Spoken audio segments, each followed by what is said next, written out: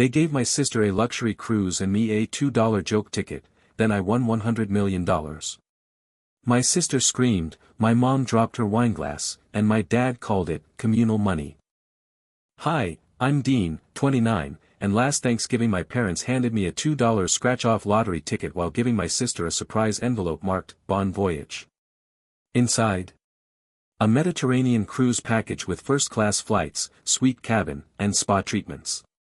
I scratched my ticket with a plastic fork. Won $100 million. And that's when my entire family tried to eat me alive. Thanksgiving was always weird at our house, mostly because my parents were obsessed with equal treatment, but only in the way politicians are obsessed with honesty, loudly, and never. My older sister Michelle was the chosen one. Valedictorian, cheer captain, went to NYU for Global Hospitality Leadership, which basically meant she ran brunch buffets in Dubai for a bit and came back with an accent.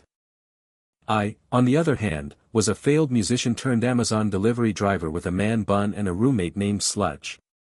So when Mom announced she had a little surprise for each of her babies, before dinner, I already knew how it'd go. Michelle got handed an embossed envelope. I got one of those generic paper scratch tickets you buy at a gas station next to Slim Jims and expired condoms. $2. I asked, holding it up like it might bite me. Could be a winner. Dad said, giving me a big thumbs up like I was 5. Michelle opened hers and squealed. Oh my God. A cruise? Are you kidding me? 12 nights, Mom said proudly. Rome, Barcelona, Santorini. And I got, what, maybe a free Slurpee. I muttered. Then I scratched the damn thing. First number matched. So did the second. Then a third. I paused. My hands were sticky from cranberry sauce and disbelief. Wait, I said. Is this real? It says, match 5 and win jackpot. I matched 5. Dad leaned over, squinted, and let out a half laugh. Well, let's see what jackpot means. Probably $100. Except it didn't. It meant $100 million. 100 million. Everyone froze like a sitcom on pause. Michelle let out a noise that sounded like a cat being strangled. Mom's wineglass shattered in her hand. Dad blinked like someone just told him the earth was flat and he believed it.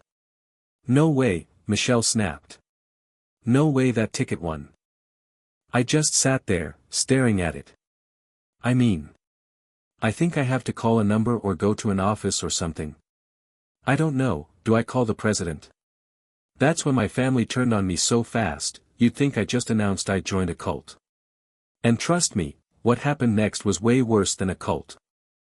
The moment it became real, that I wasn't joking, that I wasn't delusional, that their $2 pity ticket just made me obscenely, irrevocably rich, was when Michelle lunged across the table and tried to grab it out of my hands. Give it to me, she yelled, like I'd stolen her diary or something. I jumped back, nearly knocking over the sweet potato casserole. Are you serious right now? You're not responsible enough for that kind of money, she shrieked. You live with a guy named Sludge, Dean. Dad's voice cut in, sharp and low. Michelle, sit down. But not in the, Michelle, you're being ridiculous, way. No. It was in the, this is going to take finesse, way. The same tone he used when calming down an investor whose boat just exploded in the Gulf. Mom looked pale. Not the, I drank too much boxed Chardonnay, pale. The, we made a massive miscalculation, pale. Dean, sweetie, she said slowly, like I was holding a grenade, do you have to claim it? Like, you personally? Who else would claim it? I asked, half laughing. We gave you the ticket, she said. Technically, it was part of a family exchange. So maybe it's communal. Communal. I echoed. This isn't a Costco rotisserie chicken, Mom. This is a winning lottery ticket. Michelle stood back up. You're not going to know what to do with $100 million. You'll blow it all on guitars and hoodies and weed. Okay, for the record, Sludge buys the weed, I said. And I like my hoodies. Dad folded his arms. You could be smart about this. Invest it. Create a family trust. Use it to support all of us, not just yourself. That's when it hit me. They didn't care that I won. They were furious that I won. If Michelle had scratched it, they'd already be building a statue in her honor. But me? Dean the disappointment, Dean the sensitive one who once cried watching Paddington 2. That couldn't stand. I slipped the ticket into my back pocket and stood up. Bathroom, I said. Just gotta take the most expensive pee of my life. And I ran. Behind me, chairs scraped. Footsteps thundered. Michelle actually screamed, "Tackle him." But I was already out the door, down the porch steps, sprinting through the neighbor's yard with $100 million in my pocket and the people who raised me hunting me like I'd just escaped Shawshank. You want to know what happens when a broke guy suddenly becomes rich and his family decides he doesn't deserve it? Things get ugly.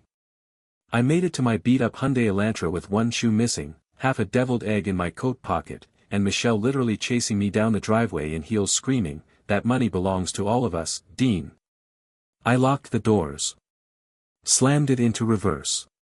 Almost took out Dad's rose bushes. Didn't care. Once I hit the main road, I laughed, like a wild, unhinged, post-breakup Disney villain kind of laugh. Then I realized my hands were shaking so hard I could barely hold the steering wheel. I didn't go home. I went to Sludge. Now, listen. Sludge is technically named Ian. But he's been called Sludge since high school when he fell into a drainage canal behind Arby's and just sort of embraced it. He's 31, smells like incense and barbecue sauce, and owns a medieval sword he keeps under his mattress, in case of betrayal. So, naturally, he was the first person I called. I showed up to our apartment, breathless, ticket clutched in one hand, adrenaline in the other. He opened the door wearing pajama pants and one of my shirts. "I think I just became rich," I panted. Sludge blinked. Like, emotionally? No, like, $100 million rich. He stared. Then he slowly stepped aside and said, "All right. Come in, my liege." I collapsed on the couch and showed him the ticket, plus the claim number, plus the live results on my phone. Sludge said nothing for a full minute. Then, "We need to fake your death." What? You can't just have that kind of money, Dean. You have to disappear. If your family's already acting like feral raccoons over this, wait till the news gets out. You need a plan. A new identity. Facial reconstructive surgery. Or at least grow a beard. He wasn't wrong. Because about 12 minutes later, my phone started blowing up. Not just texts from my family. Facebook tags. Cousins I hadn't seen in a decade commenting, "So proud of you bro," on a selfie I posted in 2018. DMs from old teachers, ex-girlfriends, people who had ghosted me twice. Michelle posted on Instagram with a picture of the tickets back and a caption. "My brother won the lottery today. So grateful for family and what we share in life." Share. The woman once stabbed me with a pencil over the last piece of gum. That's when the paranoia started. I locked all the doors. Turned off location services. Used Sludge's flip phone to call the lottery office the next morning and schedule the prize claim under a pseudonym. But then, something weird happened. 2 days later, I got a voicemail from Dad. Calm, quiet. "Son, we'd like to talk. Face to face. No pressure.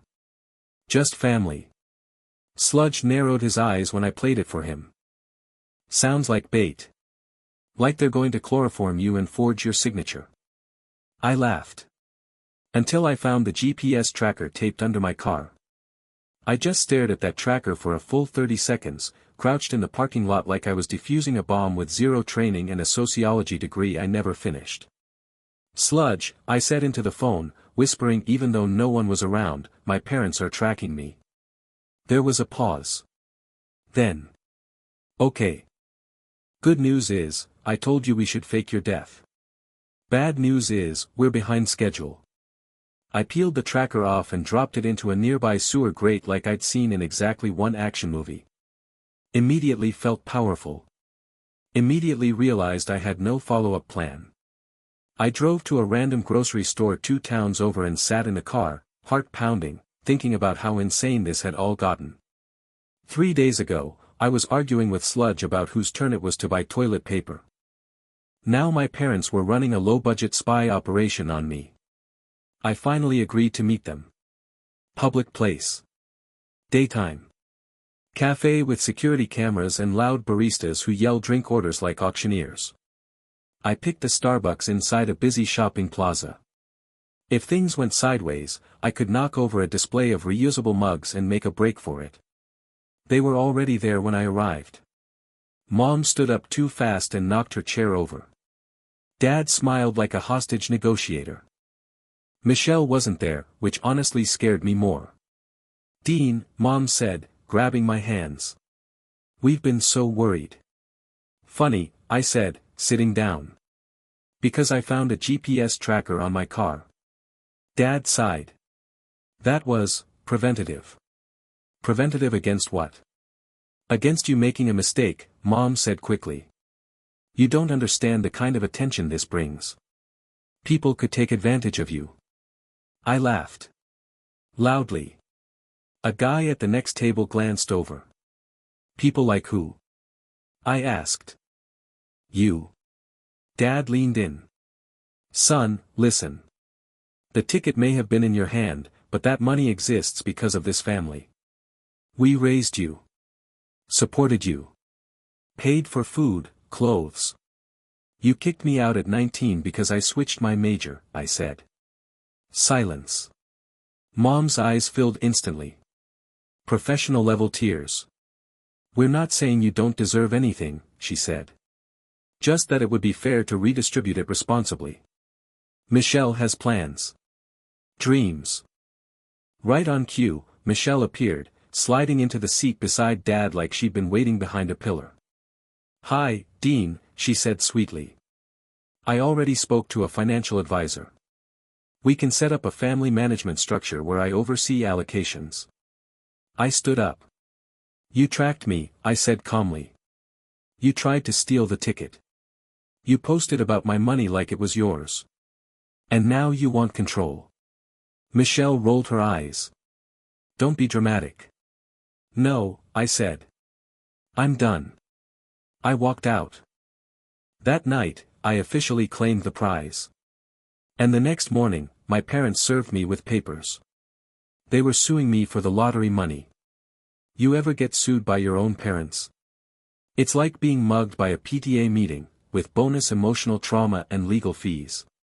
The papers claimed intent to gift and shared ownership under implied familial trust. Michelle's name was all over it too, of course. Apparently, she's now working in entertainment law, which is code for, she once dated a guy who was a paralegal at HBO. The kicker? They wanted 80% of the winnings. 8-0.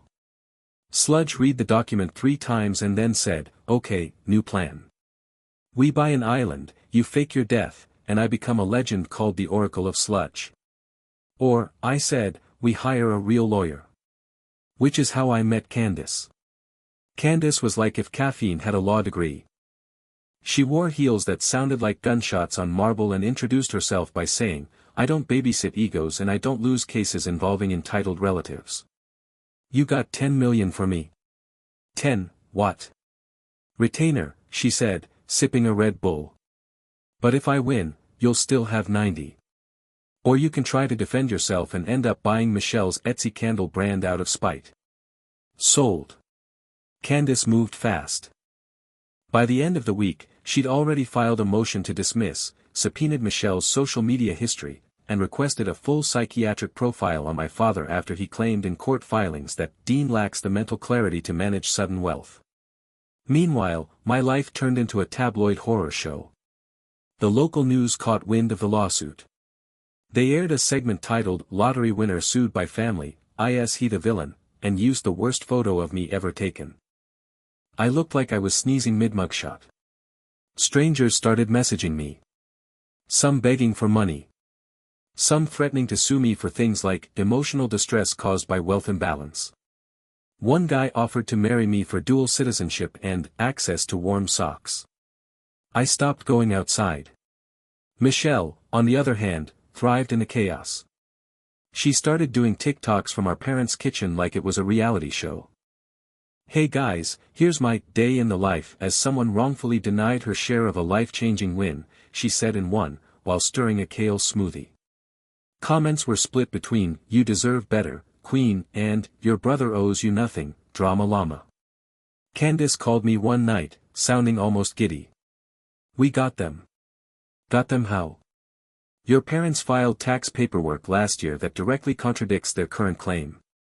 Also, Michelle's little influencer stint. She accidentally admitted in one video that she never bought the ticket. I grinned. So it's over. Oh, no. No. It's about to begin. Candace was planning to countersue. And not just for legal fees. She was going after them for defamation. Let me tell you something about Candace, she doesn't just win. She obliterates. 3 weeks after she filed the countersuit, my parents' legal team, aka, some guy Michelle knew from a networking brunch, was drowning in paperwork, and Michelle was posting less and less. Her last video. A crying fit in her car with the caption, even family can betray you #grateful but traumatized. Meanwhile, Candace built a case so airtight, it could have survived a NASA launch. She had screenshots of my parents admitting over text that the ticket was a silly gag gift. She had video from Thanksgiving where Michelle literally shouted, that should have been mine, when I scratched the winning numbers. And the defamation angle? Chef's kiss. Because it turns out Michelle did 2 interviews where she suggested I'd stolen the ticket from the family kitchen counter. One of them aired on local cable. Oops. But then came the wild part. The court date. I walked in with Candace, wearing the only suit I owned, heart pounding so loud I could feel it in my teeth. My parents sat at the opposing table, stone-faced. Michelle looked like she was trying to cry but couldn't quite get there, like a soap opera star whose tear ducts went on strike. The judge was a silver-haired woman with no patience for drama. The moment the case began, she cut right through their lawyer's argument like it was warm butter. So you're telling me, the judge said, peering over her glasses, that you gave your adult son a scratch ticket, as a joke gift, and now that he's won, you believe the money was never really his? Correct, their lawyer said. The judge raised an eyebrow. And at what point during the past 29 years have you ever shared the proceeds of a Christmas gift with your entire family? Dead silence. Candace leaned in and whispered, she's roasting them. The judge turned to Michelle. Miss, influencer, is it? Michelle visibly flinched. Did you or did you not post multiple public statements claiming your brother stole the winning ticket? I was emotional, Michelle mumbled. It was a metaphor. Interesting, the judge said. Because according to your own statement, he physically scratched the ticket in your presence and announced the win. Metaphors usually don't come with security footage. I bit my lip so hard not to laugh, I tasted blood. By the end of the hearing, it was a bloodbath. The judge dismissed their claim, ruled in my favor on the countersuit, and awarded me an additional $2.3 million in damages for defamation and legal costs. My parents stormed out. Michelle was crying, genuinely this time. Dad tried to say something on the way past me, but Candace stepped between us. Touch my client, she said, and I will file a restraining order so fast you'll think it's a teleportation spell. And just like that, I was rich, vindicated, and legally untouchable. But then, 2 weeks later, there was a knock at my door. It was my mom. Alone. And she was holding something behind her back. She looked small. Not the woman who used to scream at soccer refs or stage-manage PDA meetings with military precision. No, this was someone who just lost a very public war, and maybe realized she'd burned her last bridge doing it. Hi, honey, she said softly, like we hadn't just gone DEF CON 5 in court. I stood there in my doorway, holding a half-eaten bowl of cereal and wearing a robe I bought because Sludge said it made me look old money weird. She shifted awkwardly. "Can I come in?" "No." She winced like I'd slapped her. "Okay. Fair." Then she pulled out what she'd been hiding. A card. One of those cheesy Hallmark ones with a puppy in a teacup on the front. Inside was a handwritten note that started with, "Dear Dean, we handled everything terribly." I scanned it. Apologies. Explanations. A vague admission of guilt, followed by a paragraph trying to paint Michelle as emotionally fragile and not herself lately. And then at the very bottom, like a dagger with a smiley face sticker. "If you decide to share any of your good fortune, we'd be open to talking." I handed the card back. "You're still asking for money?" She blinked. "No, well, I mean, just a conversation. Maybe over dinner." "Your dad's been reading up on crypto and—" "No." Her face twisted into something between a pout and a plea. "Dean, we're still your family." I looked her dead in the eye. "You were. Until the second you decided I owed you for being born." I shut the door. Behind me, Sludge was on the couch, holding a bag of Doritos and watching Shark Tank. He didn't even look over. "Was that her?" he asked. "Yep." "She bring a casserole or just Audacity?" "Just Audacity." He nodded. Classic. Fast forward to today. My money's in a trust now. I have a financial advisor named Linda who wears sweater vests and once told me she'd rather die than let me go broke. Sludge and I bought a house with secret passageways, because we could. Michelle tried to launch a podcast. It lasted 3 episodes. My parents moved to Arizona to start over, but mostly just argue about air conditioning and HOA bylaws. As for me, I fund music programs at public schools. Bought Sludge a new mattress that doesn't creak like a haunted ship. Sometimes I still buy scratch tickets, just for the thrill. And every Thanksgiving, I send my parents exactly $2 in a plain white envelope. No note. Just a reminder. You can't put a price on family. But if you try to, you better believe I'll make it expensive.